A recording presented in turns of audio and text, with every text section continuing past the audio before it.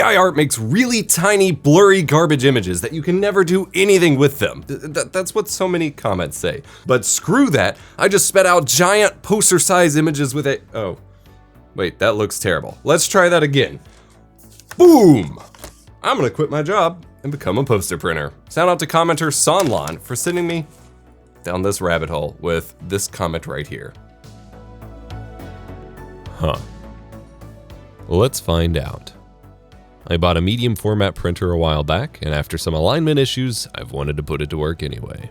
Before I can answer this question, I need to answer another. What the hell am I gonna put on a poster? Cats? Dogs? Unicorns? Rainbows? Pizza? Too many options, just too many options. I spent a few days doom scrolling through Pinterest, which supports video like TikTok now without most of the toxic elements, or spying, by the way, and filling up my poster inspo board, linked below. I already had some ideas, but just wanted to get the creative juices flowing. That's a lot of pins. Whoops.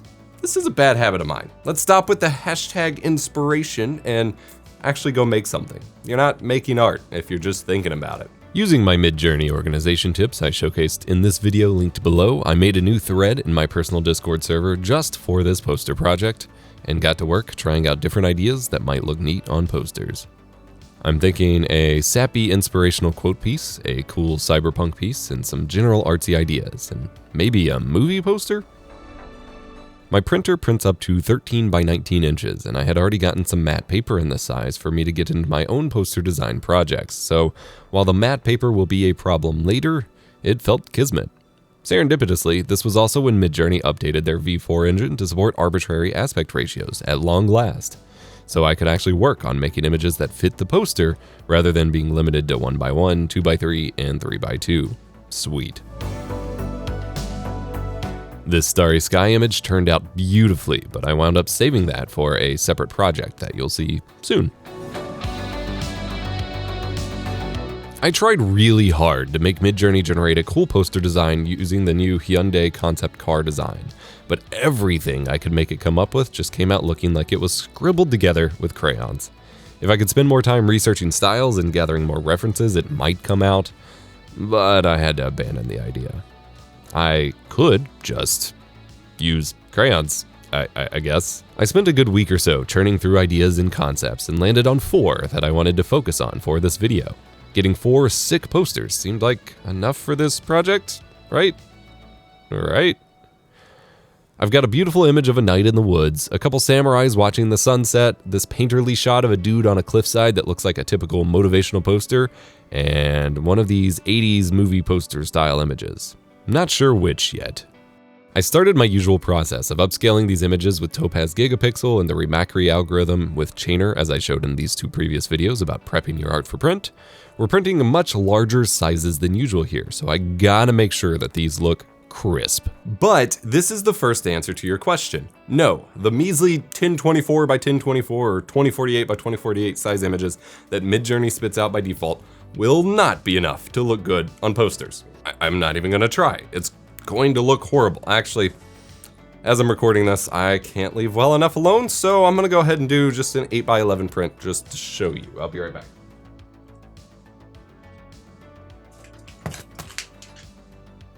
I genuinely just about fell off of tripping over my light power cord. Yeah, not great. Next, it was time to spend hours in Affinity and Photoshop building and tweaking my poster concepts. Covering the basics, I set my image to 13 by 19, the size I'm printing at, 300 dpi, and then loaded the printer-specific color profile for my Canon Pixma IP8720 printer. I'm using Staples brand paper, so I don't have a specific paper profile, but the generic matte paper 2 profile from Canon works fine. First was the motivational one. I used the AI chatbot ChatGPT to generate some short inspirational quotes that I thought fit the scene and found a font that fit that title as well. Next, I needed to clean up some stuff. There's just some little artifacts throughout the piece that don't really make sense, like orange shining through the cliff, the shadowy bits at the bottom weren't dark enough, and so on. Content-aware fill, quick select, healing brush, and clone stamps are your friends here.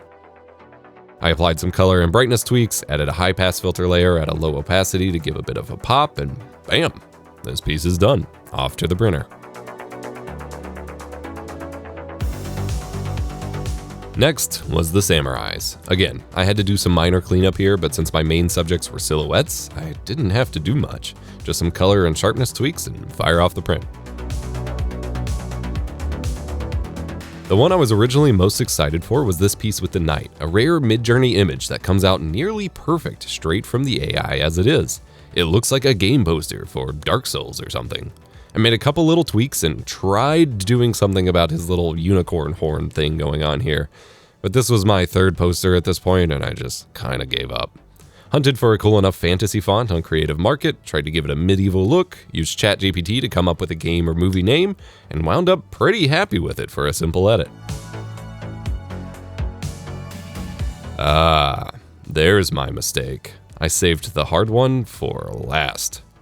You see, I had tons of inspiration for these 80s synthwave, 80s cyberpunk style movie posters, but Midjourney likes to completely ignore my requests for no text and really struggles with design concepts. Those like symmetry, balance, and so on. So it knows to fire off these faux grid lines everywhere, or to make cool alien shapes, but it doesn't know how to make them work together. I had a couple generations that I liked and was willing to work with. The text is easy enough to replace after all. But I couldn't. Upscaling the images with both Gigapixel and Ramakri just came out so blurry and blotchy.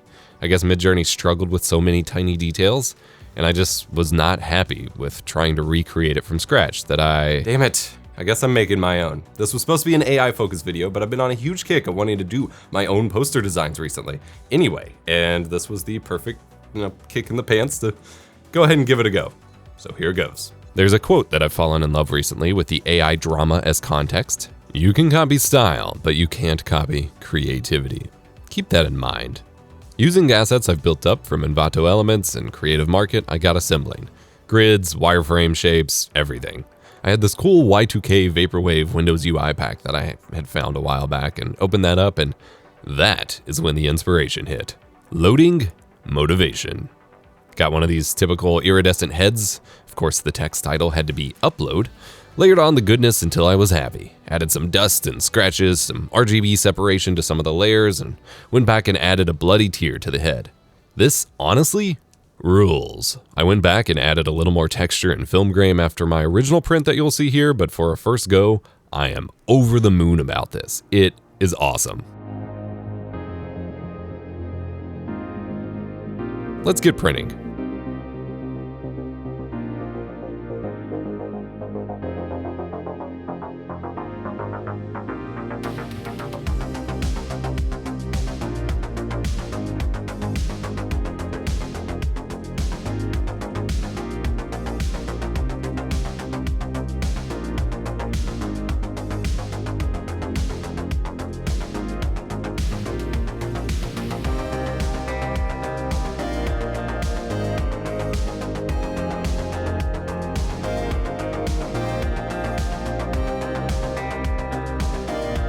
Oh, I really scuffed that one up. No, this is the good one.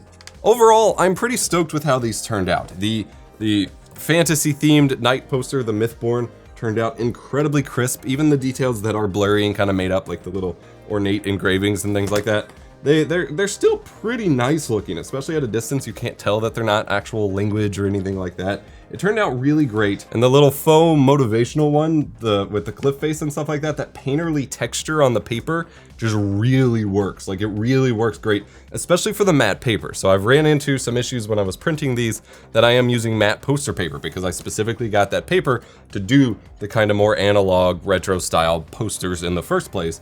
And while this design works really well for this kind of paper and plays to it, I think just about perfectly. Like, I could see this, posted on someone's wall and just assume they bought a motivational poster for like an office or something, and AI had nothing to do with it.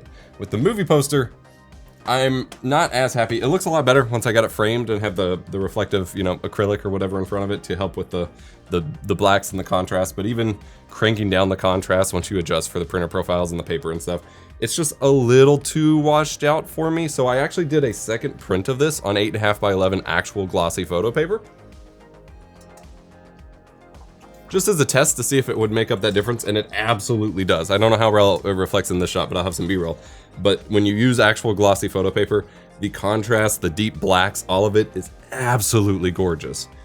And this would make for one beautiful like game or movie poster or something. So I am pretty impressed. The only one that failed entirely was the samurai print. I wasn't a huge fan of the design anyway, but I wanted to go with something that was, you know, landscape instead of portrait, since the rest were portrait.